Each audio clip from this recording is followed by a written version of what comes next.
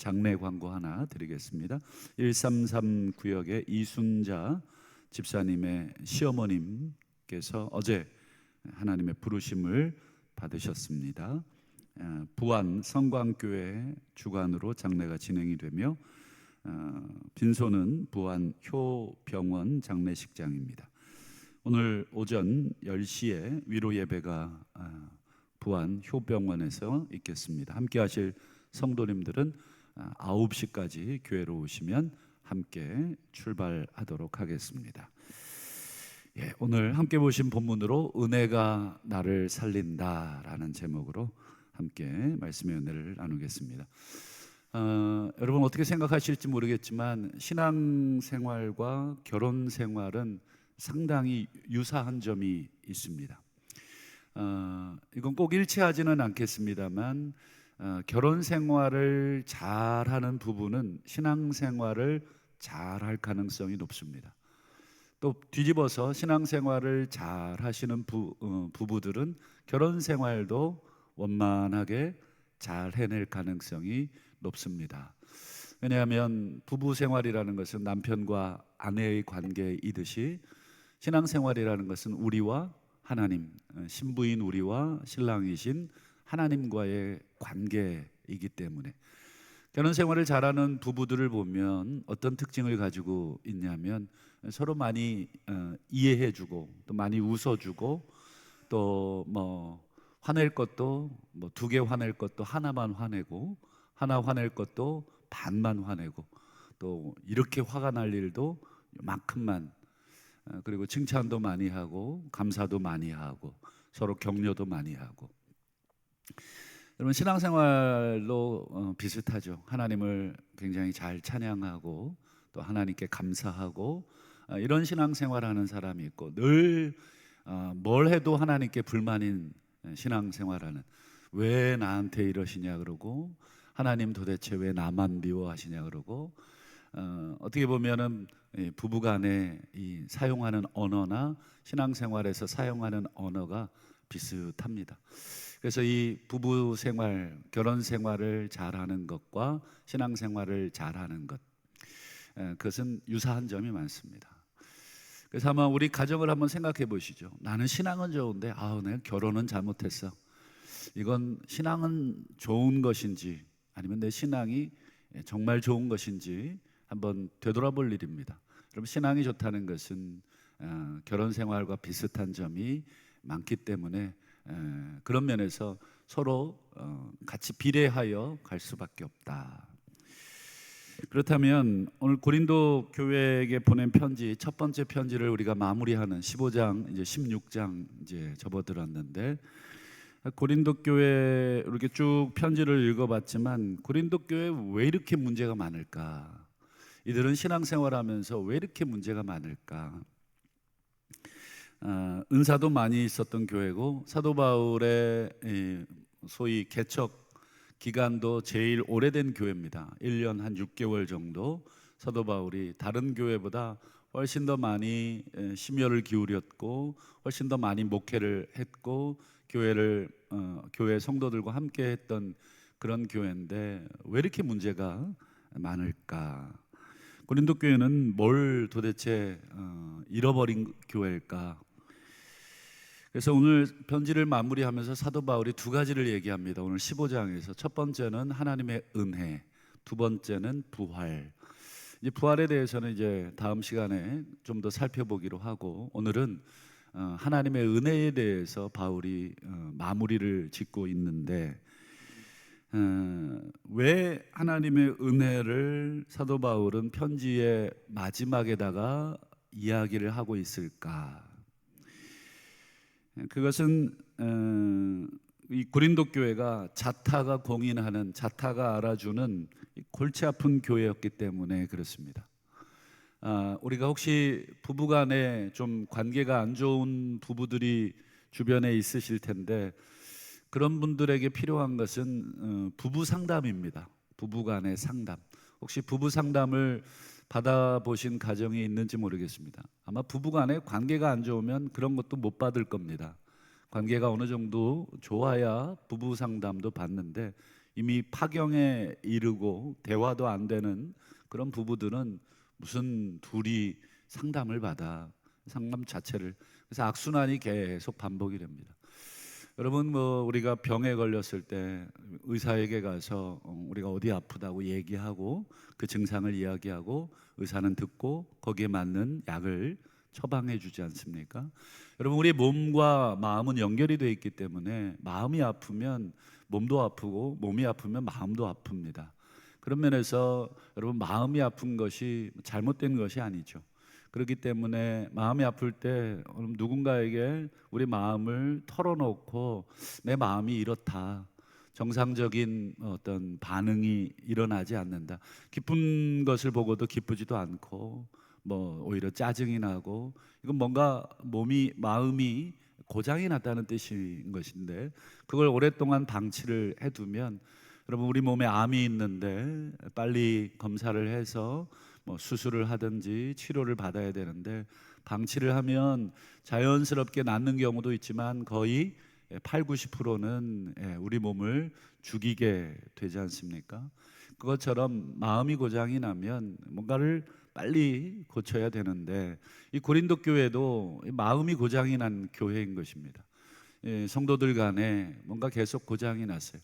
그래서 사도 바울이 마지막으로 꺼내들은 진단이 뭐냐면, 이 교회에는 많은 것들이 필요하지만 가장 중요한 건 하나님의 은혜가 필요하다. 그래서 여러분, 고린도전서 편지 서두에 1장이 되겠죠. 1장에 사도 바울이 제일 먼저 이야기한 게 뭔지 여러분 다시 한번 기억을 한번 해보면 이렇습니다. 우리 고린도전서 1장 4절을 한번 볼까요? 바울이 뭘 제일 먼저 언급합니까? 그리스도 예수님 안에서 너희에게 주신 하나님의 은혜, 그것 때문에 내가 항상 하나님께 감사합니다. 한번 생각해 보세요. 이 1장 4절에 항상 감사한다고 해놓고 2장, 3장, 4장, 5장, 6장, 7장, 8장, 9장, 10장, 11장, 15장에 이르기까지 사도 바울이 어떻습니까? 계속 혼냈습니다. 너에게 음행이 있다 그러고, 너희가 분쟁이 있다 그러고, 너희들 성찬식 하는데 서로 누구는 취해 있고 누구는 배불러 있고, 늦게 온 사람은 배가 고파서 서로 주의 몸을 나누는 그런 성찬식에조차도 기다려주지 못하고, 교회 예배는 엉망이고, 서로 잘났다고 이쪽에서 방언하고 저쪽에서 방언하고, 내가 더 소리 높여서 내가 잘났다 그러고, 이 교회 예배가 아니고 도대체 정신이 하나도 없는 그런 모습들. 근데 사도 바울은 1장 4절에서 너희에게 주신 하나님의 은혜라는 말을, 근데 실제로 하나님의 은혜를 받은 교인들의 모습은 사실은 별로 없죠. 그런데 바울은 애써서 하나님의 은혜를 자꾸 기억시켜 주는 것입니다. 우리 교회가, 고린도 교회가 어떻게 세워졌느냐? 바로 이 하나님의 은혜로 세워졌다. 그런데 지금 너희들의 모습은 어떠냐? 자꾸 생각해 보라는 것입니다. 은혜로 시작된 우리 교회가, 그래서 하나님이 은사도 많이 주시고 복도 많이 주시고 얼마나 많은 부흥을 주셨느냐. 그런데 지금 이 모양을 봐라. 이게 과연 우리가 하나님의 은혜를 잘 지킨 교회의 모습이냐, 아니면 그 은혜를 다 쏟아버린 그런 엉망이 된 교회의 모습이냐. 그러니 다시 은혜를 우리가 기억해내지 않으면 안 된다. 여러분, 결혼 생활 신혼 때랑 한 10년 차, 20년 차, 30년 차, 우리 성도님들 중에 40년, 50년 되신 성도님들도 많은데 어떠신가요? 지금 결혼 생활에 권태가 느껴지고, 권태를 넘어서 이제 투명 인간 취급하고, 너는 너고 나는 나고, 서로에게 관심도 없고, 아내가 옷을 샀는데도 샀는지도 모르고, 머리를 했는데도 했는지도 모르고, 전혀 관심이 없다면 뭐가 문제일까요? 아내가 문제인가요? 남편이 문제인가요? 아니면 서로 문제인가요? 결혼 생활에 권태가 느껴지고 좀 문제가 있고 다툼이 잦아지면 가장 좋은 방법은 이 좋았던 때의 기억, 첫사랑을 자꾸 떠올리는 것입니다. 그래서 사진도 꺼내보고, 그래서 아마 우리 성도님들 핸드폰에 다 사진 하나씩 이렇게 해놓으셨을 텐데 그 사진은 아마 좋았던 때의 기억들의 사진들. 저도 핸드폰에 아주 우리 아이들 어릴 때 사진, 경제적으로는 힘들지만 그래도 심적으로는 굉장히 행복했던 시절이잖아요. 지금은 경제적으로는 좀 여유가 생겼지만 오히려 심적으로는 더 멀어지지 않았나. 그래서 오히려 심적으로 좋았던 시절의 사진들을 자꾸 꺼내보고 그래 맞아, 막 이때 참 좋았지, 이때 애들 키울 때 힘들었어도 그래도 좋았지 이러면서 그때를 자꾸 생각하고, 또 연애 때 찍었던 사진, 연애 때 놀러 갔던 사진, 또 다녔던 여행지 이런 데 또 한번 가보고. 그래서 요즘 뭐 리마인드 웨딩이라 그래서 뭐 30주년 기념으로 다시 결혼식을 해보고 30년 전에 그 기억을 다시 소환해내면서 남은 결혼 생활을 잘 달려가려고 했던 첫사랑을 기억하고 처음 우리가 받았던 그 감정들을 다시 회복하려는 그런 노력들이 있는 부분은 회복될 가능성이 아주 많습니다. 그러나 뭐 이 나이에 뭐 우리가 뭐 첫사랑이 뭐고 지금 같이 사는 것만 해도 다행인 줄 알아 이렇게 막 말을 하면 그 부부는 소망이 없는 부부입니다. 그냥 무늬만 부부지, 다른 사람들에게 그냥 보여지기 위한 부부지, 실제적으로 그 가정은 냉랭할 것입니다. 가서 대화도 없고 서로 관심도 없고 그저 마지못해서 체면상 그렇게 살아가는. 계시록에 보면 초대교회 7개의 교회 나오죠. 그 중에 첫 번째 교회가 에베소 교회인데, 에베소 교회에 하나님이 하신 말씀이 이것이죠. 계시록 2장 4절에 보면 내가 너를 책망할 것이 있다. 뭐 굉장히 많은 것들을 많이 했는데 책망할 게 있는데 처음 사랑을 버렸다. 어디서 떨어졌는지를 생각해라. 회개하라. 처음의 그 행위를 가져라. 처음의 사랑을 다시 회복해내라. 어떤 교회든지 간에 이 신생기가 있고 그리고 성장기가 있고 그리고 분열기가 있고 회복기가 있는 것입니다. 굉장히 중요한 사이클입니다. 개인의 신앙도 그렇고 한 교회의 사이클도 그렇습니다.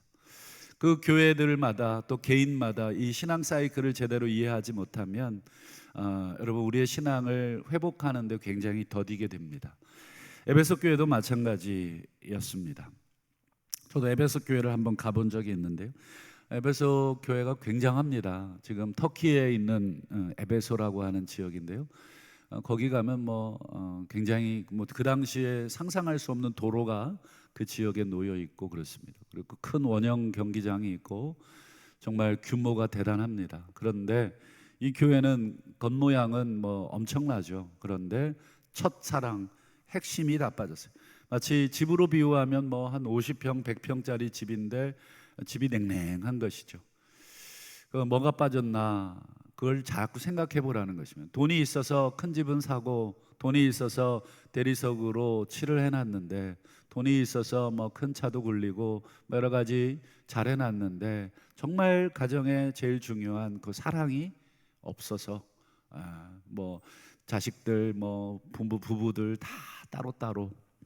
에베소 교회가 꼭 그랬습니다. 처음 사랑이 없어요. 그래서 하나님이, 예수님이 책망을 하신 것입니다. 바울은 이렇게 싸우고 분열된 이 고린도 교회에게 뭐를 기억시켜주고 있냐면 1장에서도 하나님의 은혜, 그리고 마지막 15장에서도 하나님의 은혜를 다시 꺼내들고 있어요. 그러면서 바울이 갑자기 뜬금없이 자신의 간증을 이야기합니다. 자기의 이야기를. 한 번도 자기 이야기를 하지 않았는데 편지 마지막에 자기 자신에 대한 이야기를 슬쩍 간증으로 꺼내놓습니다. 한번 그 부분을 볼까요? 15장 10절, 우리 상반절을 한번 보죠. 그러나 여러분, 내가 나된 것은 하나님의 은혜로 된 것입니다. 여러분들에게 하나님의 은혜를 필요로 하다고 얘기하고 있지만 먼저는 나 자신도 하나님의 은혜가 필요한 사람이고, 그리고 지금 내 모습도 하나님의 은혜의 결과이다.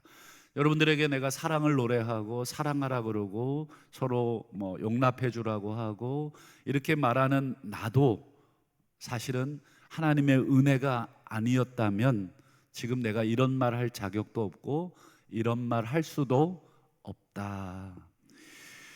지금 바울의 이 간증은 이 과거 자기가 어떤 사람이었는지를 꺼내기 위해서, 지금 자기가 과거에 어떤 사람이었습니까? 우리 그 앞절 9절을 보시면 바울은 이렇게 얘기합니다. 나는 하나님의 교회를 갈기갈기 찢어 놓은 사람입니다. 이 얘기를 왜 꺼내는지 여러분 눈치가 빠르신 분들은 금방 아실 겁니다. 지금 고린도 교인들은 어떻습니까? 지금 교회로 모인 것 같이 보이지만 사실은 고린도 교인들은 이 자신들의 몸인 교회를 갈기갈기 찢어놓고 있는 줄을 모르고 있는 것입니다. 본인들은 굉장히 은혜가 충만하고 은사가 충만하고 자기들은 문제가 없는 것으로 생각하고 있는데, 사실은 바울이 과거에 하나님의 교회를 박해했듯이 지금 고린도 교회 교인들이요, 여러분들은 지금 과거의 나처럼 지금 하나님의 교회를 지금 갈기갈기 다 찢어놓고 있습니다. 서로를 향해 비난하고 상처를 주고 있고, 그리고 예배가 예배되게 하지 못하게 하고 있고, 서로 자기가 가진 영적인 은사 자랑하느라고 정신이 없습니다. 그리고 사랑이 뭔지도 모르고 그렇습니다. 지금 사실은 고린도 교회의 지금의 모습이 과거의 자기의 모습과 똑같습니다. 나는 과거에 하나님의 교회를 완전히 찢어놓은, 성도들을 다 죽이는데 앞장섰던 그런 사람입니다. 그랬던 내가 지금 하나님의 은혜를 받고 지금 회복이 되었습니다. 그러니 여러분들도 지금 하나님의 은혜를 다시 기억해내셔야 합니다. 과거에 우리에게 주셨던 이 하나님의 은혜를 헛되이 받지 마셔야 됩니다. 쏟아버리지 마셔야 됩니다. 혹시 쏟아버렸다면 어디서 떨어졌는지를 다시금 생각하고 그 은혜를 계속 기억해내야 됩니다. 여러분, 부부 생활이 조금 힘들어지거든 반드시 아내나 남편에게 이렇게 얘기해 주셔야 됩니다. 여보, 나랑 결혼해줘서 너무 고마워. 속으로는 야, 내가 너를 구제해 줬지, 이렇게 생각하고 실제로 또 그렇게 아내나 남편에게 당신 나 안 만났으면 그지 됐어. 여러분, 이렇게 얘기해서 얻을 게 뭐가 있습니까? 내 자존심? 좀 기분 좋음? 여러분, 그건 내 몸에다가 내가 칼질을 하는 것과 똑같잖아요. 우리 배우자를 향해서 여러분 자랑한 것은 그건 어리석은 일입니다. 내가 돈을 많이 벌어줘서 이렇게 좋은 집에 살고 있는 거 감사하게 생각해. 당신 나 아니었으면 지금까지 장가도 못 가고 시집도 못 갔어. 여러분, 이렇게 이야기하는 어리석은 부부는 빵점짜리 부부입니다. 오히려 나 같은 사람 데리고 살아줘서 너무 고맙다고, 당신이 해준 밥이 최고라고, 당신이 열심히 일해서 이렇게 가정을 이루어줘서 너무 고맙다고, 우리가 힘든 시절을 잘 겪어와서 너무 고맙다고, 내가 부족한데 당신이 참아주지 않았다면 우리 가정은 오늘 박살이 났을 거라고, 이렇게 하는 가정이 어떻습니까? 지혜로운 가정이죠. 속으로야 불만도 있고 또 속으로야 아쉬움도 있겠지만, 여러분, 그걸 다 쏟아놓는 것은 여러분 배우자를 바꾸기 위함입니까? 아니면 그 가정을 깨기 위함입니까? 여러분, 배우자를 바꾸려고 한다면 지적하고 야단치고 해서는 좀처럼 바뀌질 않습니다. 그러나 인정해주고 고마워하고 당신 때문에 이렇게 됐다 그러면 어떻습니까? 조금씩 더 바뀌는 것이죠.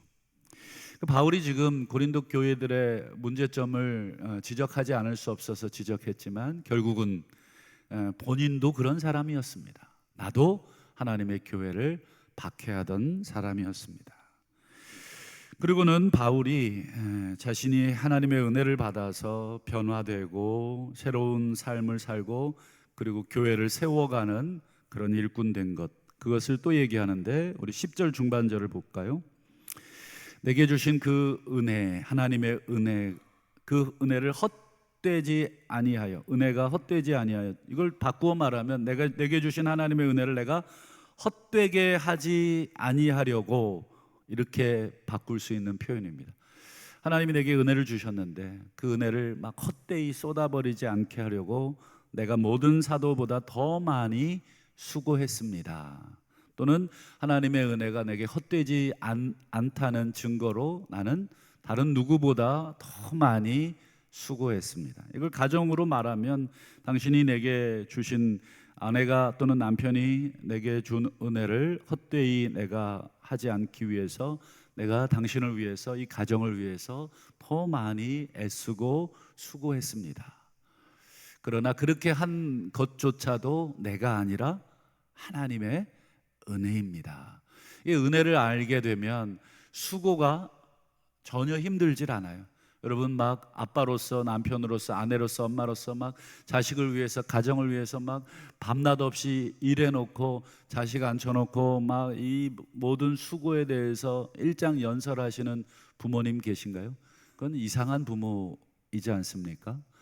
그것은 내가 우리 가정을 사랑하고 내가 받은 은혜에 대해서 감사해서 내가 열심히 일한 것이지, 내가 너 똑바로 키우려고 먹고 싶은 것도 안 먹고 내가 이렇게 너를 키웠건만 이 호로 자식아, 이렇게 하는 부모는 아무도 없습니다.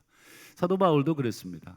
받은 바 은혜가 너무 커서 그것에 대해서 반응으로서 수고했지만 그 수고조차도 내가 한 것이 아니라 하나님께서 주신 은혜입니다. 여러분, 과거에 우리가 교회를 세워가고 또 교회를 위해서 수고한 것들 한번 되돌아보시죠.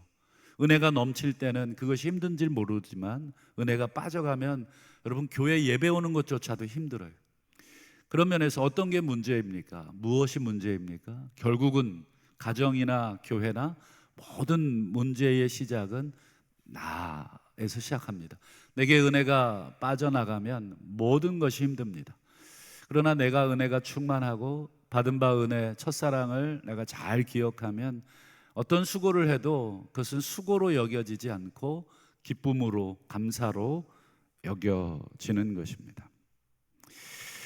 바울은 이제 이렇게 말합니다. 우리 15장 8절에서 맨 나중에 만삭되지 못하여 난 자 같은 나, 자신을 만삭되지 못하여 태어난 사람, 이 말은 두 가지 의미가 있습니다. 이 조산, 일찍 태어났다는 의미도 있어요. 여러분, 아이가 지금이야 일찍 태어나도 뭐 인큐베이터에 들어가고 온갖 의료적인 조치를 받아서 큰 문제 없이 성장을 하지만 이 시절에는 일찍 태어나면 모든 장기들이나 기능들이 미숙하기 때문에 그 아이는 죽을 가능성이 아주 높아요. 그래서 만삭되어 태어나지 못했다는 것은 일찍 태어났다는 말도 있지만 또 다른 말로는 유산됐다는 뜻도 있어요. 죽어서 태어난 것입니다. 그러니까 자기를 어떻게 인식하냐면 이미 자기는 죽어서 태어난 사람 같은 존재다. 이미 나는 죽은 목숨이다. 그런 나에게 여러분, 하나님의 교회를 박해하고 성도를 죽이는데 그리고 교회를 분열시키는데 1등이었던 사람, 그 사람은 영적으로 이미 하나님 앞에 사형 선고를 그렇게 받은 사람이잖아요. 이미 결혼을 했는데 외도하고 뭐 경제적으로 무능하고 무책임한 그런 부모가 있다면 이미 그 부부는 이미 죽은 부부이듯이 사도 바울도 이미 자기는 만삭되어 태어나지 못한 죽은 그런 아이와 같은 존재였는데 하나님께서 내게 은혜를 주셨다. 그래서 이 하나님의 은혜가 아니고서는 자기는 도무지 지금의 존재도 있을 수 없고 자기가 이렇게 섬긴다는 것도, 교회를 위해서 이렇게 수고하는 것도, 사도 바울이 여러분 얼마나 오랫동안 이 복음을 위해서 정말 헌신했습니까? 그러나 그것조차도 바울은 어떤 대가도 기대하지 않고 그저 하나님의 은혜가 나를 강권하셔서 내게 주신, 이미 죽은 나에게 새로운 생명을 주신 것에 감사해서 그렇게 했다. 지금 사도 바울이 편지 말렵에 왜 하나님의 은혜를 얘기하고 자신의 과거의 삶을 얘기했는지 여러분 이해가 되실 겁니다. 고린도 교회에 가장 필요한 것은 무엇입니까? 더 많은 은사도 아니고 더 많은 재정도 아니고 더 많은 성도도 아닙니다. 여러분, 그것이 필요했다면 더 하나님이 주셨겠지만 지금 고린도 교회는 이 첫사랑, 첫 은혜를 다 잃어버렸습니다.